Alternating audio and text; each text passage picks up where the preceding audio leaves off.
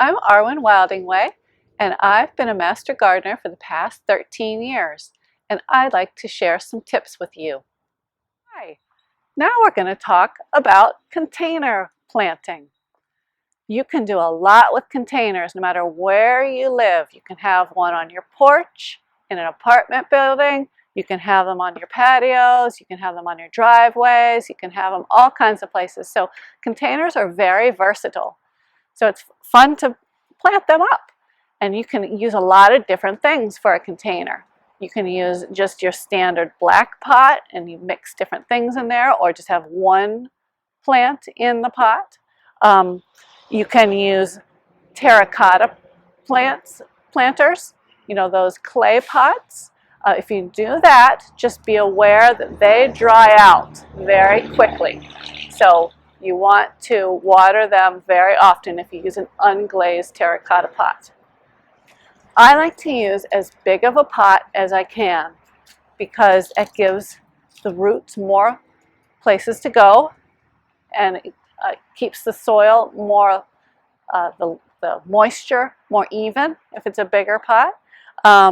So this is a pot that I had from previous years. So last night I cleaned it up, I washed it, and I sprayed a little bit of bleach water on the inside of it just to sterilize it, and like we're doing with everything these days. Now, what kind of soil should you put in your containers? I like to start with a little bit of compost on the bottom of the planter. You can compost from your house. We have two nice choices of cow's milk and purple cow. You can put that in the bottom of your planter. And I like to put it in the bottom of the planter because then when the roots get there finally, it's like getting a little shot of vitamin. It's like, oh, here's something really rich. Now I can really get bigger and stay big. Sometimes if you mix it in with the top, then sometimes it has weeds. Compost has weeds sometimes. So if it's at the bottom, no weeds are going to come up. Now, what other kind of soil after that is, this Rainbow Gardens is nice and light. It's a great germinating soil. And if you have something that likes it light, like begonias tend to like lighter soil, you could use this. On most other plants, something a little heavier that's going to last longer for them. So I tend to use this blue bag for a container that's going to be outside for months and months. You can also mix it, and that purple cow that we have as well has a lot of good nutrients in it. So ideally, you could mix like some of each in your pot, and then you have like the nutrients of this plus the nutrients of that. So it's just giving a little more, like more broad range of nutrients for your plants.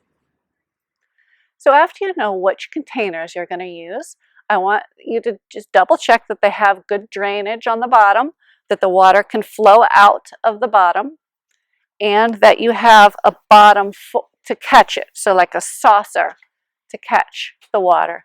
So that'll help keep your patio cleaner, and it'll also help the plants absorb the water back up later.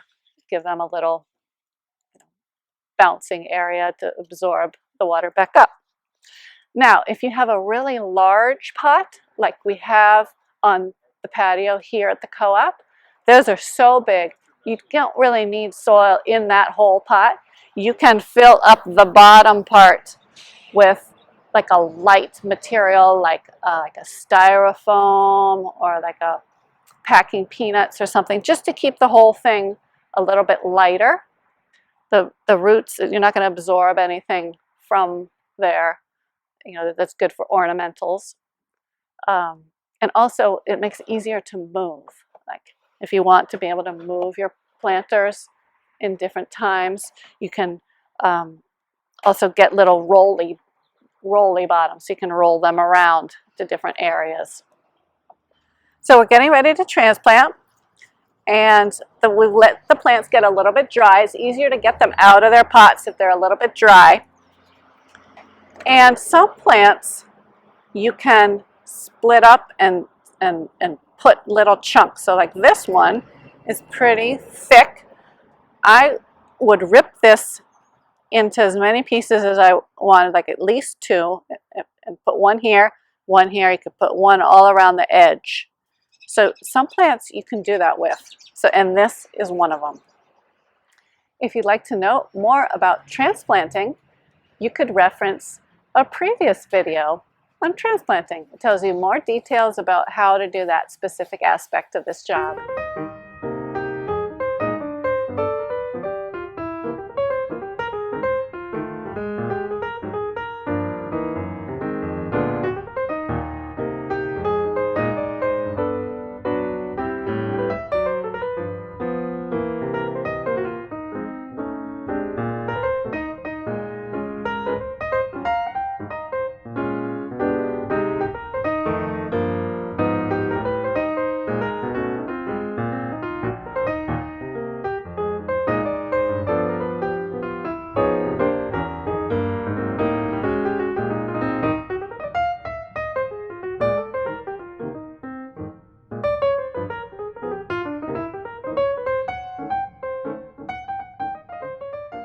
Okay, great. Now after you've got it all planted, you might want to keep your tags in your pot in case you really like that plant and or that combination, or then you'll know what it was that you had last year.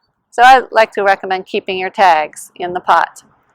And then caretaking. You just put all this time, energy, and money into making this fine planter, and you want it to last for as long as you can. So check it every day, for the most part, for watering needs. If it's in the sun and it's windy, it's going to dry out extra fast. And if it's rainy, but not very rainy, you might need to water it as well. So just make it a practice, one of the things you do every day, to go touch the soil and feel if it needs moisture. Down in, check down in, until you just get to know it. If you have compost in the bottom, you should be okay. If you have blooming flowers, you might want to add a little bloom fertilizer every now and then to keep, like petunias in particular, really like fertilizer. So if every now and then give it some blooming fertilizer. And also you can feel free to chop things back. If things are looking a little straggly, if they're overtaking, one side's overtaking another, just feel free to use your scissors. It kind of gives plants something to do, to have to grow some more. And enjoy. Just enjoy your planter. It's your friend.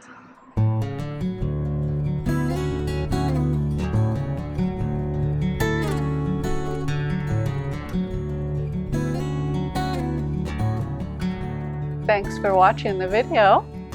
Anytime, come on into the greenhouse and look at our beautiful plants and pick some out for yourself.